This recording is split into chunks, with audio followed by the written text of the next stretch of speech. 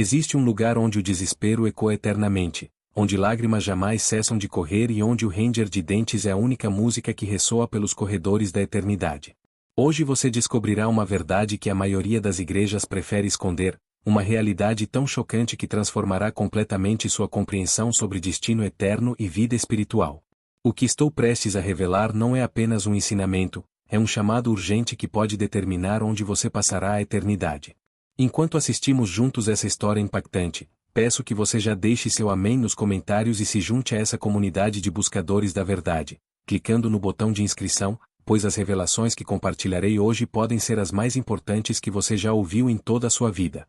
Prepare seu coração, pois vamos mergulhar nas profundezas das Escrituras Sagradas para desvendar o mistério por trás dessas palavras que saíram da própria boca do Salvador, o choro e ranger de dentes.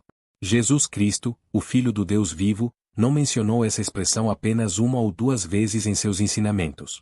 Não, meus queridos irmãos. Esta frase aparece 7 vezes nos Evangelhos, e na Palavra de Deus, números têm significado profundo.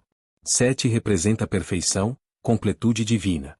Em Mateus capítulo 8 versículos 11 e 12, nosso Senhor Jesus declara com autoridade absoluta: "E eu vos digo que muitos virão do Oriente e do Ocidente, e assentar-se à mesa com Abraão, e Isaque, e Jacó, no reino dos céus. Mas os filhos do reino serão lançados nas trevas exteriores, ali haverá pranto e ranger de dentes." Que declaração devastadora! Que realidade assombrosa Jesus estava revelando àqueles que o ouviam. Imagine por um momento a cena que o Mestre estava pintando. Pessoas de todas as nações, gentios que eram considerados impuros pelos religiosos da época, sentados à mesa celestial com os patriarcas da fé. Enquanto isso, aqueles que se julgavam herdeiros automáticos do reino, os filhos do reino, sendo lançados nas trevas exteriores. Mas o que mais me arrepia a alma não é apenas o fato de serem lançados fora, é a descrição do que acontece nesse lugar. Ali haverá pranto e ranger de dentes. O pranto, meus irmãos, não é apenas lágrimas de tristeza.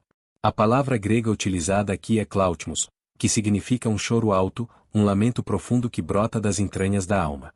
É o tipo de choro que uma mãe faz ao perder um filho, o desespero que toma conta do ser humano quando percebe que perdeu algo irreversível, algo que jamais poderá recuperar. E o ranger de dentes? A expressão grega brigmos ton odontonten descreve não apenas o ato físico de ranger os dentes, mas representa a mais intensa agonia, a raiva incontrolável misturada com desespero absoluto. É o que acontece quando alguém percebe que cometeu o erro mais catastrófico de sua existência e não há mais volta, não há mais segunda chance, não há mais tempo.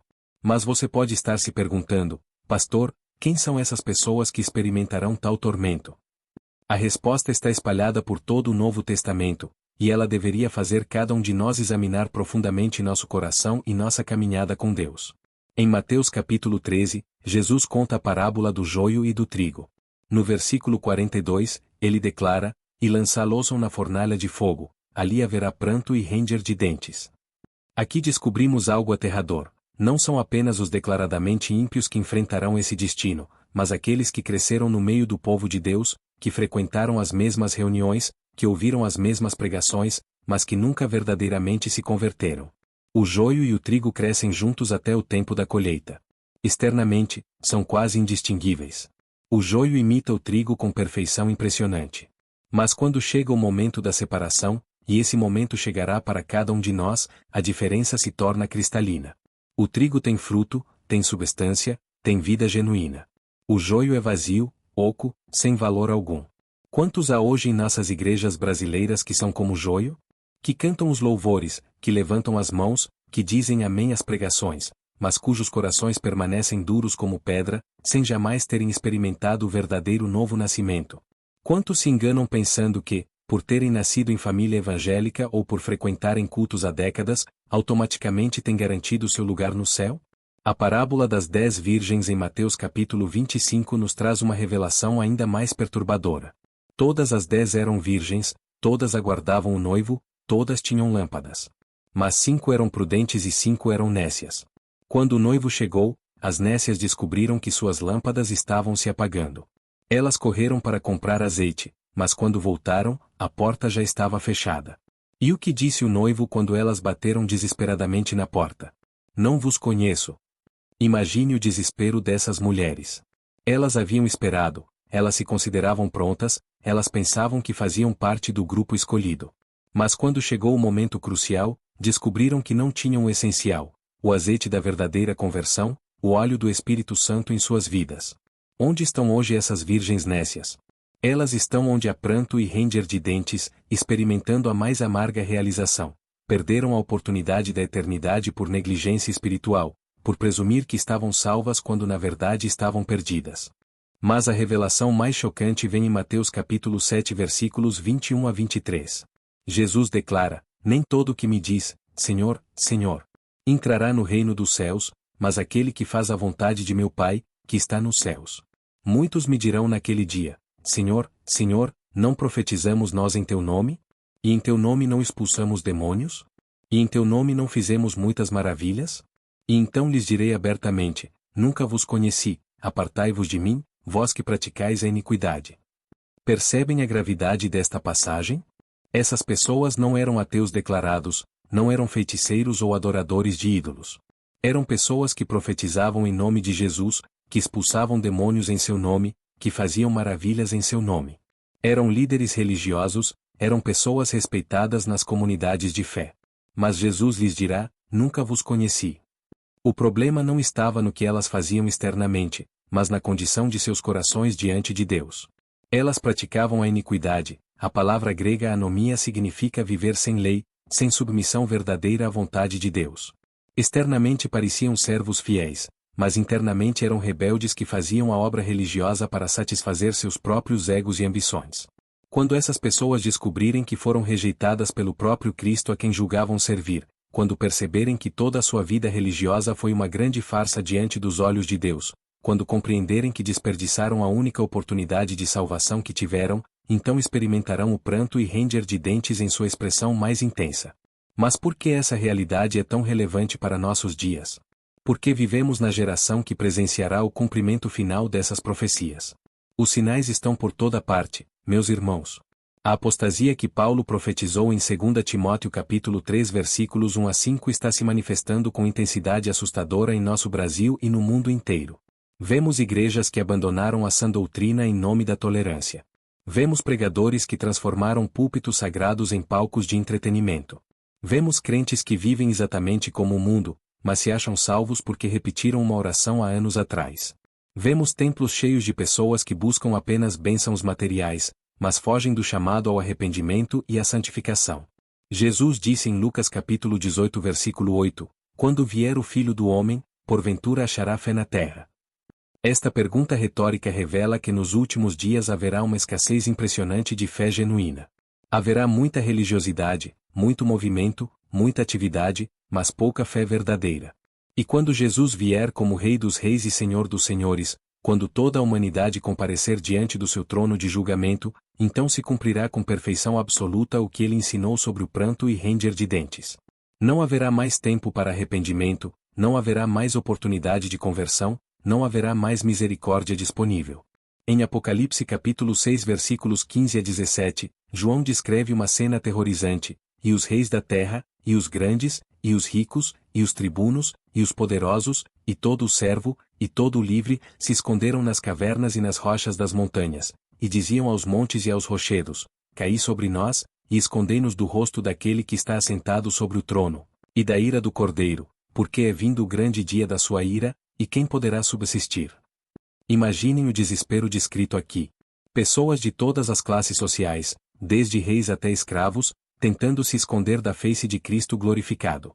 Eles preferem ser esmagados por montanhas a enfrentar o julgamento divino. É exatamente neste momento que o pranto e ranger de dentes atingirá seu ápice, quando todos os que rejeitaram a salvação perceberão a magnitude do erro que cometeram. Mas há algo ainda mais perturbador nessa realidade. Em Lucas capítulo 13 versículos 28 e 29, Jesus diz: ali haverá pranto e ranger de dentes, quando virdes Abraão, e Isaque, e Jacó, e todos os profetas no reino de Deus, e vós lançados fora. E virão do oriente e do ocidente, do norte e do sul, e assentar-se-ão à mesa no reino de Deus. Percebem a tortura psicológica descrita aqui? Os perdidos não apenas sofrerão a separação eterna de Deus, mas também verão aqueles que escolheram corretamente desfrutando das glórias celestiais. Imaginem a agonia de ver pessoas que eles desprezaram na terra, pessoas que eles consideravam fanáticas ou extremistas, agora reinando com Cristo, enquanto eles próprios estão nas trevas exteriores. Quantos brasileiros hoje zombam dos crentes verdadeiros? Quantos consideram exagero nossa preocupação com santidade e consagração? Quantos acham que somos radicais demais em nossa fé?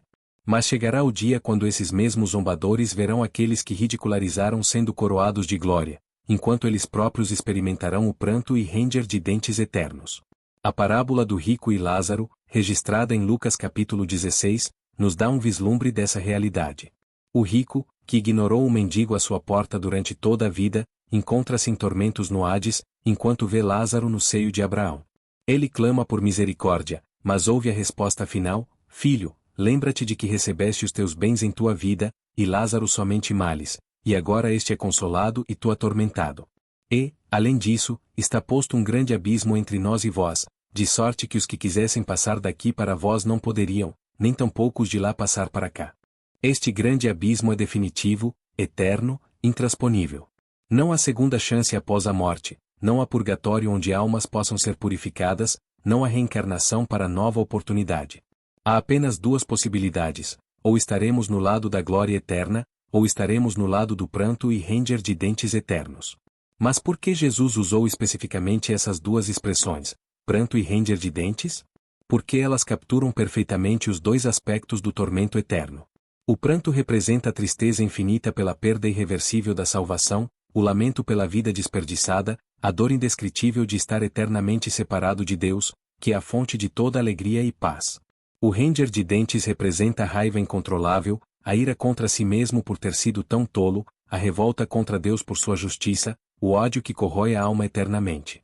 É a expressão máxima da frustração de quem perdeu tudo e sabe que a culpa é inteiramente sua. E aqui está uma verdade que muitos preferem ignorar: este tormento é eterno. Jesus não disse que haveria pranto e ranger de dentes por um tempo limitado. A palavra grega aionios usada para descrever o castigo eterno é a mesma palavra usada para descrever a vida eterna. Se a vida eterna não tem fim, o castigo eterno também não tem fim.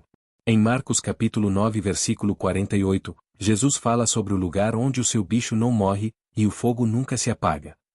Não há alívio, não há pausa, não há esperança de fim. É por isso que a decisão que fazemos nesta vida é infinitamente importante, ela determina nosso destino eterno. Mas graças a Deus que ainda há esperança. Enquanto há vida, há oportunidade de arrependimento. Enquanto o coração ainda bate, há tempo para genuína conversão. Enquanto o Espírito Santo ainda convence do pecado, da justiça e do juízo, ainda é possível escapar do pranto e ranger de dentes eternos. Em João capítulo 3 versículo 16, temos a promessa mais gloriosa de toda a Escritura: porque Deus amou o mundo de tal maneira que deu o seu Filho unigênito, para que todo aquele que nele crê não pereça, mas tenha vida eterna. Esta é a única maneira de escapar do destino terrível que espera todos os que morrem em seus pecados. Mas cuidado com a falsa segurança. Crer não é apenas aceitar intelectualmente que Jesus existiu ou que morreu na cruz. O diabo também crê e estremece, como nos diz Tiago capítulo 2 versículo 19. A fé verdadeira é aquela que transforma completamente a vida, que produz frutos de arrependimento, que resulta em obediência amorosa aos mandamentos de Cristo. Em 1 João capítulo 2 versículo 4, o apóstolo escreve: aquele que diz, eu conheço, e não guarda os seus mandamentos, é mentiroso, e nele não está a verdade. Não basta dizer que conhecemos a Jesus, nossa vida deve provar que realmente o conhecemos através de nossa obediência à sua palavra. O tempo está se esgotando rapidamente, meus queridos irmãos. Cada dia que passa nos aproxima mais do momento quando Jesus voltará para buscar sua igreja. Para aqueles que estão verdadeiramente preparados, será o dia mais glorioso de suas vidas. Mas para aqueles que ficarem, para aqueles que forem deixados para trás, começará então a realidade do pranto e ranger de dentes. Não permitam que a familiaridade com o Evangelho os torne complacentes. Não presumam que, por frequentarem igreja ou por terem pais crentes, automaticamente estão salvos. Examinem-se a si mesmos para ver se estão na fé, como Paulo exorta em 2 Coríntios capítulo 13 versículo 5. Perguntem-se: minha vida realmente mudou desde que aceitei a Jesus? Tenho sede genuína da palavra de Deus? Amo verdadeiramente a oração e a comunhão com o Pai? Meu coração está quebrantado pelos pecados que cometo? Tenho amor genuíno pelos perdidos? Se as respostas forem negativas ou duvidosas, é urgente que busquem ao Senhor em verdadeiro arrependimento. A porta da graça ainda está aberta, mas não sabemos por quanto tempo. Jesus disse que Ele é a porta, e quem por Ele entrar será salvo. Mas também disse que chegará o momento quando a porta será fechada, e então será tarde demais. Não sejam como as virgens nécias que descobriram tarde demais que não tinham azeite suficiente. Não sejam como o rico que ignorou Lázaro e descobriu sua perdição depois da morte. Não sejam como aqueles que dirão Senhor, Senhor apenas para ouvir nunca vos conheci. Hoje é o dia da salvação. Hoje, enquanto seus corações ainda podem ser tocados pelo Espírito Santo, enquanto ainda há tempo de arrependimento, enquanto a graça ainda está disponível, hoje é o momento de garantir que vocês não estarão entre aqueles que experimentarão o pranto e ranger de dentes eternos. Dobrem seus joelhos diante do Rei dos Reis. Reconheçam seus pecados com coração quebrantado. Clamem pela misericórdia divina. Entreguem-se completamente a Jesus Cristo como Senhor e Salvador. Permitam que Ele transforme seus corações de pedra em corações de carne. Vivam vidas que glorifiquem a Deus e testemunhem da realidade de sua graça transformadora. A escolha é de vocês. O destino eterno está em suas mãos. Mas lembrem-se, chegará o momento quando não haverá mais escolha, quando o veredicto final será pronunciado, quando a eternidade será selada para sempre. Que Deus nos ajude a escolher sabiamente, enquanto ainda é tempo. Que Ele nos livre de sermos encontrados entre aqueles que experimentarão o pranto e ranger de dentes. E que possamos ser achados nele, revestidos não de nossa própria justiça, mas da justiça que vem pela fé em Cristo Jesus. Se esta mensagem tocou seu coração e abriu seus olhos para a verdade eterna, não hesite em expressar sua gratidão com um like, compartilhar essa luz com seus amigos e familiares, e inscrever-se neste canal para que possamos continuar a desvendar juntos os mistérios divinos. Sua alma e a alma de seus entes queridos podem depender dessas verdades que compartilhamos aqui. E se o Senhor tocou seu coração através desta palavra e você deseja ser uma bênção para este ministério, deixo aqui um valeu demais, uma ajuda de fé. Mas quero deixar bem claro, somente faça isso se realmente Deus tocar seu coração e você quiser contribuir de coração. Nossa recompensa maior é saber que vidas estão sendo transformadas pela palavra de Deus. Que o Senhor abençoe abundantemente cada um de vocês, e que possamos todos estar juntos na glória eterna, longe para sempre do pranto e ranger de dentes. Amém e amém.